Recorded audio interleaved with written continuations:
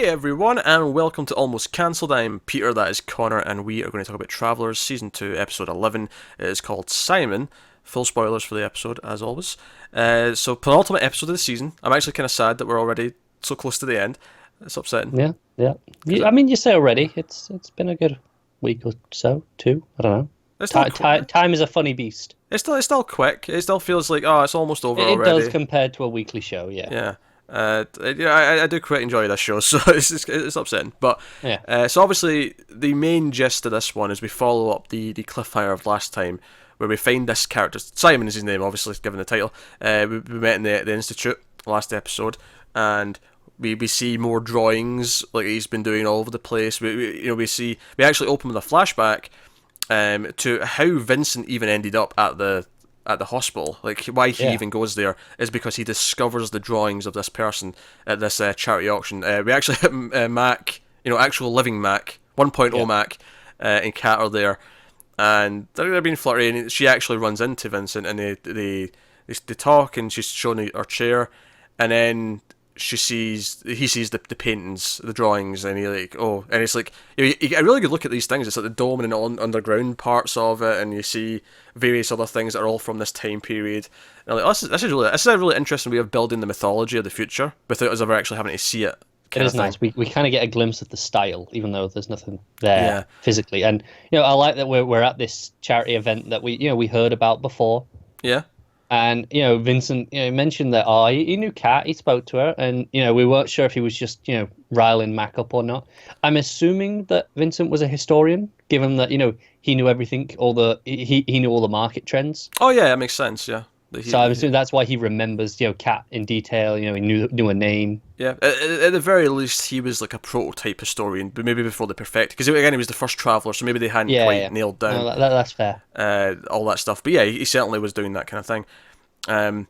But no, I like this scene quite a bit. I like that, because we've seen that he's very nervous about being around anywhere with cameras and stuff like that. And I've seen people in the comments talk about how this is kind of like, they see this as kind of inconsistent. I don't know if I do. I kind of feel like, to me, because he mentions that he's here because his wife liked this, and this is after his wife's death. I feel like the idea that this is important enough to him that he takes the risk. He maybe takes some precautions. I mean, it's worth mentioning, in the last episode, we introduced tech that stops the director from using the cameras in the area. No, it's true. And I think when we first heard about this, we weren't necessarily sure if he was actually there or not. So That's I think, true, we were questioning, maybe he didn't take the risk, but here, when it establishes he is there, it gives us a reason why. It's like, no. Yeah. He's begrudgingly doing this. Yeah, because to me, what makes it interesting is that, okay, he obviously is that way, but he's making the choice to come here anyway, and that to me is fascinating, because why is he doing that? What's so important that he does that? Yeah. And then same at the hospital, where he starts doing all these experiments and whatnot. But yeah, so that actually kind of leads us in nicely to meeting Simon and what's going on. We do get flashbacks throughout the episode to Simon in the hospital with Vincent and him coming in, and how Simon immediately knows who he is. He's like, "No, I know that voice. We were looking for you for years, because you weren't supposed to be here." And he's getting to build something, and I don't know. I'm actually thinking he was trying to build a director. No, maybe. I don't know. I was getting those because he specifically mentions that he needs something from the meteor, and Vincent says, "Oh, that's not going to land for years." Yeah, that's true. Because we know this starts in 2012. This timeline from the art gallery, because it says 2012 at that point. Yeah. So this is probably still the same year, maybe a year later at most, and obviously we know that doesn't land until 2017. So. Yeah. So I was like, oh, is it the director? Are they building a different director? Is he trying to build his own computer? Could be. I thought it was also really interesting that, Simon says that they were looking for him for years, but we know Simon's also a very early traveller as well. He had a very low number, if I recall. Yeah, 4. He's 004. Yeah. Which I actually loved who he was, because when I realised that he was building because I've actually thought about this in the past, how some of the earlier travellers, because they've got this whole mainframe where they can talk to each other. It's like their own internet, basically, this backdoor internet, and it's all their code and all that. And I'm like, well, someone had to come back and do that before all these other travellers. And I always like the idea that someone early, the first maybe 50 people, were all to try and set this up. So I like the idea that we actually got a little bit of that here, where number 4 was the start of this, where he was building exactly. Even to the point where number 1 was just to test to see if they could do it, let alone establish anything. It was just go in, die, just to prove that it happens. But it makes sense that and this is what I like about it as well. It's the idea that like you say, they were searching for years, and then he's only number 4. It's that, okay, now that we know it works, we have to figure out the first things we have to do when we go back. And one of the first things would be we have to set up a communication channel so that everyone who goes back can contact each other and do things. Yeah. And so I like that. I like that a lot. And you see him building this, and you see that it's kind of it's the same kind of code, but it looks a little bit different. It's clearly the prototype. Yeah. But obviously, in present day, when he like sits down and he's like, "Oh, may I?" and he's naked at this point, of course, but he starts just doing things. He's like Philip's impressed. He's like, "Oh, this is fancy." What's he doing here? Yeah, he's doing all these backdoor things because he built it, so he knows what he's doing. He knows it. Yeah. Which leads to how they kind of try and track Vincent, but no. So really interesting stuff. I liked all the mythology building. I liked that Simon recognises Marcy, and they actually bring up, Marcy never actually met Vincent in present day. So when she recognises the drawing that he does of Vincent, Mac brings it up. He's like, "Hey, but you never met him." And that's like, he was at the clinic. He was there. Like, and I don't know if it necessarily sounds like she remembers all of it, because she doesn't actually ever say he did this to Marcy. She never goes that far.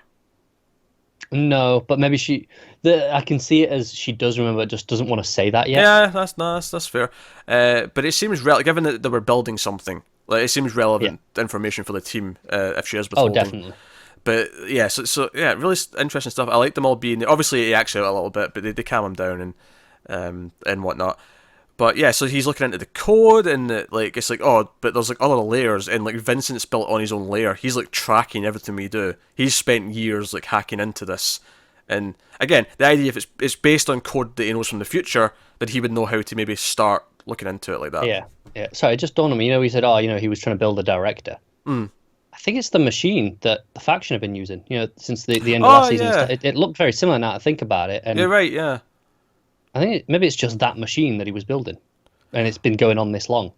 Yeah, maybe. I mean, they did mention when when we first got that in season 1, they mentioned that they've been building it in pieces all over the world and bringing it together.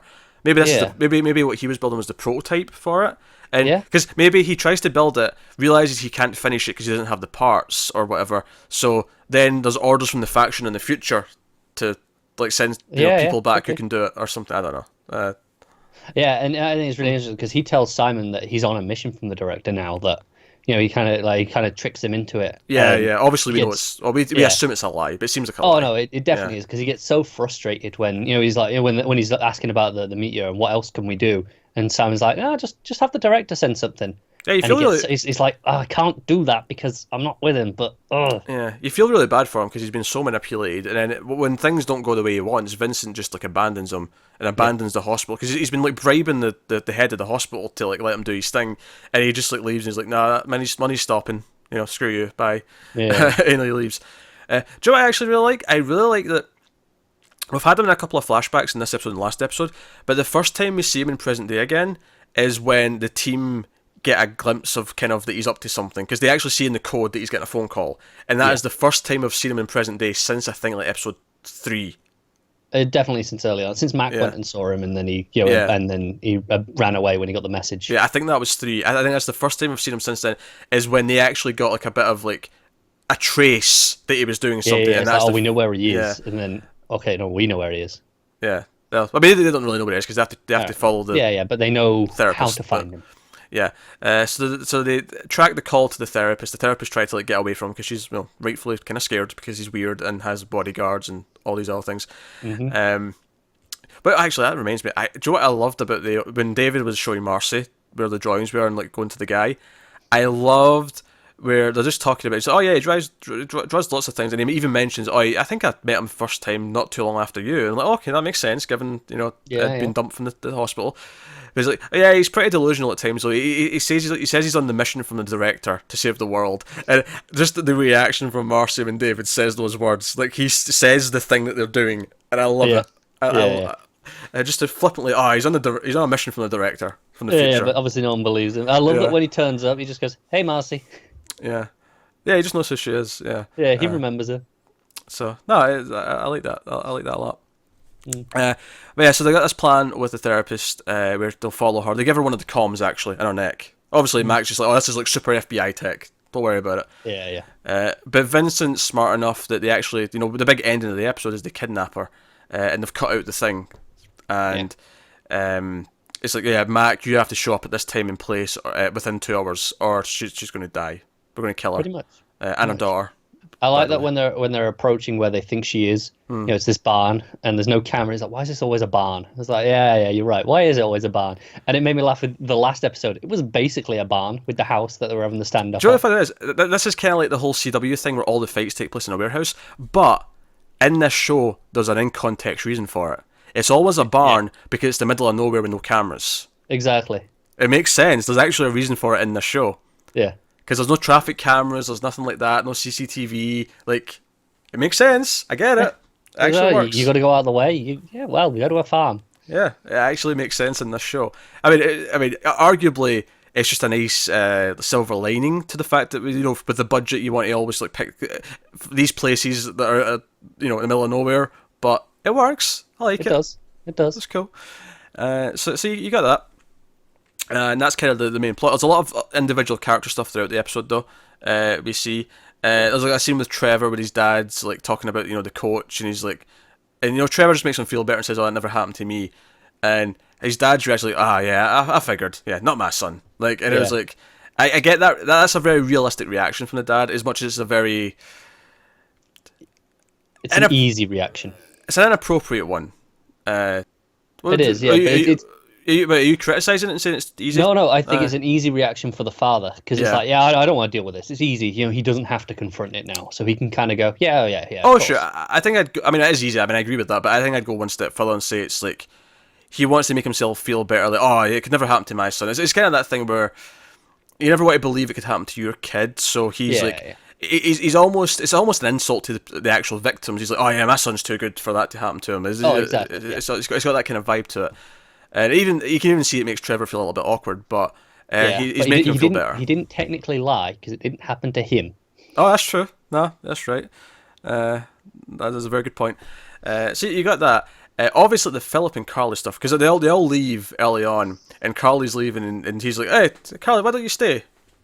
We thought we could, you know, do something. Yeah, protect him, some backup." Like, and he's just walking around like, you know, naked or delusional. whatever. He's like, I think you got this. Yeah, and she leaves, and I'm like, oh god, the thing that Philip's worried about her is about to happen. Happening. It's happening tonight, and I'm not really like. I mean, obviously, I could have guessed. Okay, Jeff's going to get drunk and he's going to try and like hit her again, right? I could have guessed that. I don't think I was going to guess how brutal this fight was going to be.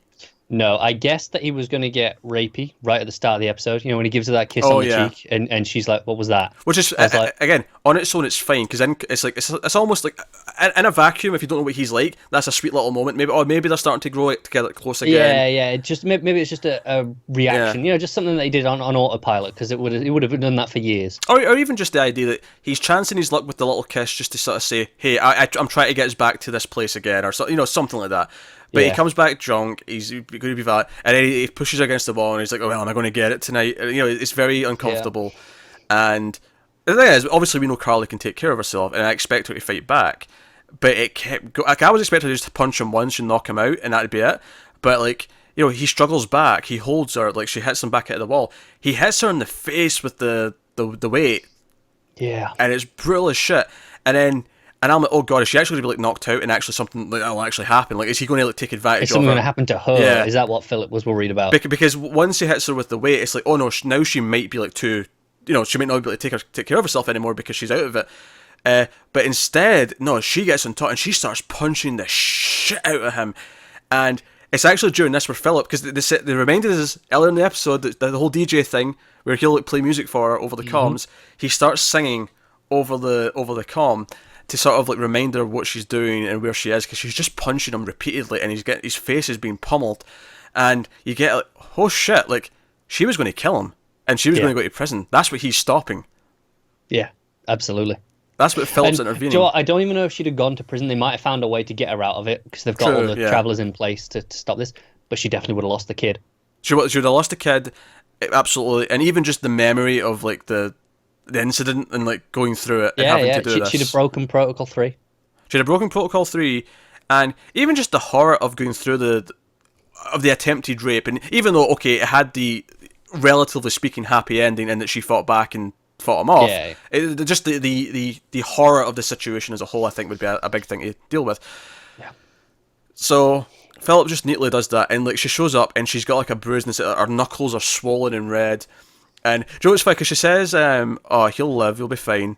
But you knew, somehow you knew, and he didn't tell her why. Obviously, we know why, but he didn't tell her.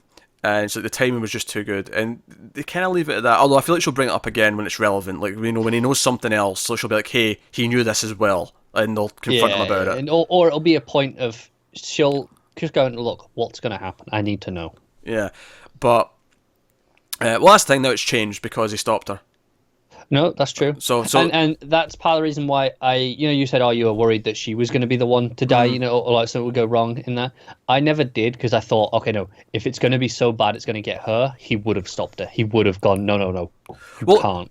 This is the thing. Well, I never thought she was actually going to die, but I thought that's what was supposed to happen. But if it was supposed to happen, I was expecting Philip to jump in. I was expecting him to show up physically on the scene. Right, okay, I'm with you. Like, he's knocked her out, he's about to do the awful thing, and then I think, I was expecting Philip to, like, come through the door, like, guns... Smack on the back of the head. Yeah, not guns blazing, but yeah, exactly. Like, whack him or something. And again, that leads to, like, oh, who the hell are you? As he passes out. Not to add a comic moment at the end of this really serious, because it is a really dark scene. Oh, yeah, it is. Even just, like, when she's winning, like, and she's punching him, it's a really dark, just, like, It's horrifying to watch. Yeah, she's pummeling. It feels, like, really hard-hitting. And... Joe, I'm going to give them credit for, because I think at the start of the season we were like, okay, the weakest part of last season was the Jeff stuff with her, and we said it still was at the start of the season, but we were worried that that one moment where he was going to take a drink, and we thought, oh, we're going to get this every episode, and we haven't. To be fair, it has been gone. No, we haven't had that. I've still not enjoyed the Jeff stuff, because I've still kind of been going, oh, okay, it's just there. It's been dialed back so much, like it's only been there in the short amount of time we've needed it, and this scene was genuinely really well done. So I can't fault them too much on it this season. But that's the thing, she says, oh, he'll live. And I assumed, oh, maybe she put him somewhere or something. But no, he literally wakes up off the floor and he doesn't even know how bad he's hurt. He just looks in the mirror. That's it, because she says, I don't think he'll even remember it. Because he was, that drunk and beating his head that much. He'll notice the face, though. Yeah. Does he think he got into a fight in a bar? Yeah, well, we'll find out next episode. But I almost wonder if he suspects it's her. If he remembers enough to know that he maybe tried something and she fought back, like, does that make him even worse with her now? Or does he try and take the kid? Does he go to child service and say, she did this to me? Yeah, and they won't be able to hide it because, just look at her knuckles. Yeah, exactly. Like, he might steal the kid over this. Yeah, might. Which is bullshit. We know it. He shouldn't take the kid, but, like, in terms of what they can prove... Yeah. This is the thing. So no, really well done scene. Like really hard hitting, really brutal. So no, props. Elsewhere, Mac had a couple of scenes. He was kind of avoiding Kat throughout the episode, and she comes in and is like, "Hey, let's go on a trip," which she represents with having cuisine from various. Yeah. I like this. You've got vacation time saved up. I like the small touch that she couldn't find actual Spanish cuisine, so Mexican will do, but I mean Spain. Yeah. Like that was the joke. That was very realistic. Yeah, because Mexican food is much more common to. I mean, you can get fine Spanish food, sure, but Mexican's way more abundantly. Street corner. Yeah, it's everywhere. So that was a really nice touch. I like that. And she's like, "Okay, I expected you to say no because you can't leave your job that long." Fair enough. But that's it, because you see his face go. At first, you think, okay, maybe he can get away with a week, and go, okay, no, to preserve the cover. Yeah, she says months. Then she says months, and it's like, oh, this is not going to fly. Yeah, because I was expecting to say, oh, maybe I can go for a week, because he can sort of justify that under Protocol 5. A week, 2. You can kind of, because that's a standard holiday length. You can justify that. He has to maintain his host's life, so going on vacation for a week or 2 makes sense. Yeah. They'd have to bank, they'd have to like plan around it, but like they'd make that work because it would make sense that you'd have to do that at some point. Exactly. It's the same thing with like Trevor. Like his parents could be like, oh, we're going on holiday. Yeah, they have to kind of account for it. Yeah, absolutely. So, but she's like, okay, I knew you were going to say no to that, but here's the other idea that it's early to maybe get too deep into it, but let's talk about it. And then she whips out the adoption leaflet. And I thought, oh, this is interesting. And I like that Mac never thought of it, because I presumably in the future that having kids is so hard that there is no adoption. Like no one. Exactly. Yeah. And it doesn't break Protocol 4, because they're not creating a life. It's just they're just shaping it differently. That's true. So that's an interesting thing that technically isn't breaking a rule. I mean, you could argue he's still affecting the That's it. future, It kind but of is in some ways because he's shaping this person into someone yeah, else, and they might take different choices, but they're kind of doing that on a day-to-day basis just by existing in every yeah, person they yeah. interact with. This is more direct and more a bigger deal because it's like no, I think more than anyone else, you're shaping a child's life if you're the parent. Like Yeah, you're exactly. making But them it's become who not they are. an entirely new extra person that wasn't there before. It's just it's an alteration. Do you know what I like the idea though? If I mean, obviously this would be over seasons and seasons of the show, but well, not necessarily. Actually, we don't have to see it happen fully because we'd find it from the future. But I like the idea that whoever this person is, if they adopt someone, that they become someone who actually makes such a big difference because they're a good person, that it actually has a really good consequence for the future. Yeah, could be like that. Like maybe that's how they. We're going. Oh, we'll stop all these things. We'll do all these things. Maybe the way they win is actually influencing the children. It's just making people, be better. So, like I'm thinking like going back to Terminator, like the idea that this could essentially they could inadvertently make a John Connor, or they No, you're could. right. And the more I think about it, the more it's been. We've had Jeffrey Jr. the whole time, but then just like last episode, we had the girl who's going to be president, who is now being shaped by some traveler parents. Yeah, And now maybe this as well. Maybe that's ultimately how they win. yeah. It's just the next generation being better educated, being better prepared for the challenges that might come Yeah, up, and yeah, that would be a nice, realistic message. it would be a nice message, and I think it doesn't nullify the other stuff either because it's like okay, this future generation's jobs would have been harder had these tragedies happened, but because they Yeah, didn't, they have the political landscape to maybe convince everyone on the planet to okay, it sets the yeah, they stage can do better. for their platform, if you will. Yeah, So no, I like that idea. So I'd be curious to see if that's a thing, but it's almost an accident. It's something that the director could never have planned for. The idea of just teaching people to be better was something it never thought of. That'd be a cool yeah, idea. that would be nice actually. I'm Yeah, I'm, I'm down for that. And like I say, there's enough instances now where I can believe that is the yeah. plan. Even just to compare it to Superman a little bit, the idea that Clark Kent grows up to be such a good person because he has good parents. So the idea Yeah, that Mac inadvertently ends up being this really great parent that he becomes Parkent. he becomes Clark Kent. Yeah, Yeah. not that this one person will be the savior, but just the idea that it's the start of a chain of events, and he maybe does something politically or something like that. That Yeah, yeah. Maybe they send travelers back to be parents, not to not to create life, because that is against the rules, and that would be drastic. But just okay, no, okay, the parents are going to die. Let's replace them. Okay, no, well, let's go back and adopt, yeah, and do this and make it better from that way. yeah, no, that's a really interesting idea actually. Ultimately, the way to fix the future is just to raise people better. It's a really actually realistic message. It is, yeah. So yeah, sure. Why not? So have I missed anyone? Oh, Uh, Marcy and David had some more stuff actually. They had oh yeah, yeah, they had their she was cooking dinner for them, and it's like she's ruining it. The pasta's like just yeah, yeah. what, what, My biggest laugh of the episode though is so they go off to go to the bedroom, and then it just lingers there, and David's hand comes back in and turns off the hob. Oh yeah, it's a really nice moment because the camera starts like just tracking into the stove still on, and like oh god, is it going to be a disaster because of this? And then Yeah, it lasts just long enough to be like oh dear, is something going to happen? And then he just rushes back in, the hand comes in and just turns it off. It's like David's on yeah. on the I ball. love David that even in the moment he's so caught in that he's still like, I'm not letting this place burn down. I'm responsible. What was the line actually? I kind of missed the exact line of. It was like she said something like, "Oh, there's still water left boiling, so the pasta's not ready." It was something like that, something ridiculous like that. Yeah, yeah. He goes, how long has it been in for? She goes, hours, but there's still water left. And he's like, "Yep, still water left. Yep." Yeah, It's the idea that she doesn't know how to cook at all. So it's just, yeah, it's good stuff. But again, really sweet stuff with them. Obviously, not as much of it this episode, but that moment afterwards when she kisses him and he's like he's like, "I'm always surprised when you do that."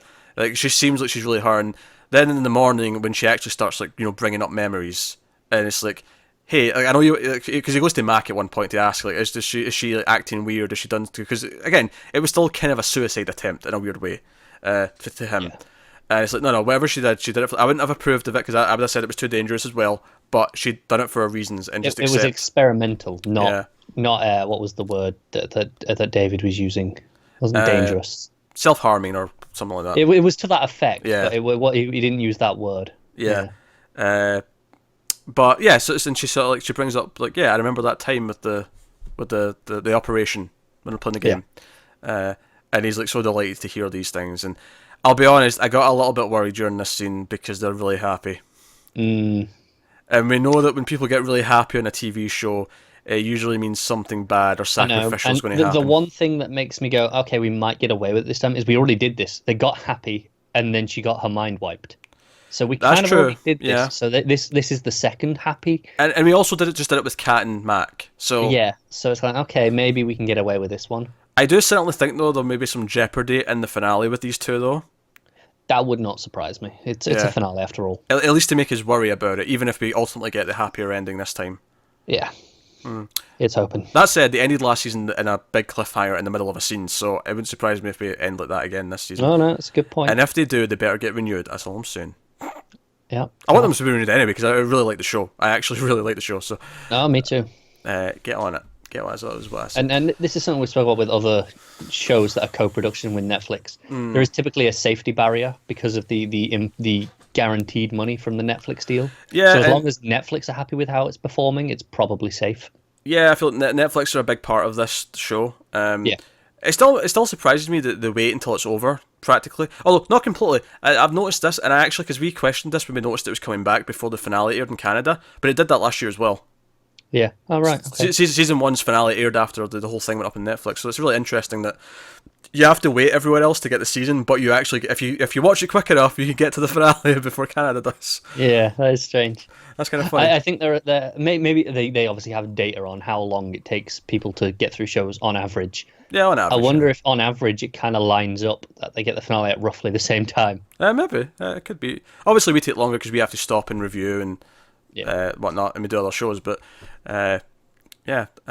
so, no. Going into the finale, I'll say I've really enjoyed this season so far. Obviously, we'll look at it as a whole when we're done, but I feel like it's added some more to the mythology. It's played in things that were set up randomly throughout season 1 in kind of natural ways that I like. It's had some really inventive episodes.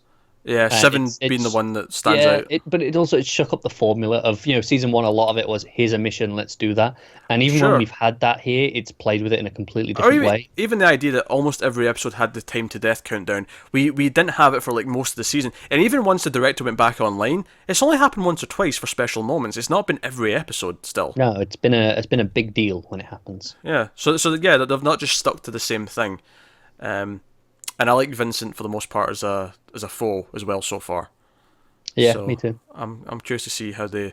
I kind of hope they don't just beat him in the next episode because I think he's too fascinating. We haven't had enough of him for that. I agree. I don't think he's done, or at least I could see them somehow killing present day Vincent, but his presence will still be a big deal. Or something like that. I could see them playing with it where it's like, okay, technically defeat him in present day, but there's more.